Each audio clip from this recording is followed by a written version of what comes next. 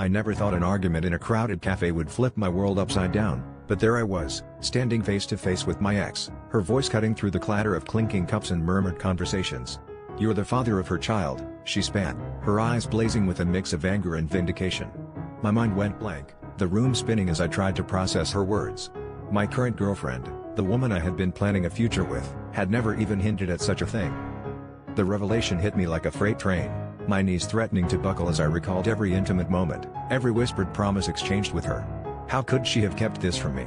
My ex's smirk was a cruel reminder of the tangled web we had all woven, each thread a secret, a betrayal waiting to unravel. I felt the eyes of strangers on me, their curiosity palpable, as I grappled with the reality that my life had just taken a detour into chaos. The confrontation left me reeling, an emotional tempest raging inside me as I confronted my girlfriend later that night. She didn't deny it. Tears streamed down her face as she confessed, explaining the fear and shame that had kept her silent. She had wanted to tell me, she said, but the timing had never felt right. My heart ached, torn between anger and understanding, love and betrayal. How could I trust someone who had hidden something so monumental from me? In the days that followed, I struggled to come to terms with the truth, the weight of my ex's revelation still heavy on my shoulders. I had to make sense of the mess that had become my life, to reconcile my feelings for a woman who had kept such a life-altering secret. But as I stood on the precipice of decision, a deeper question gnawed at me.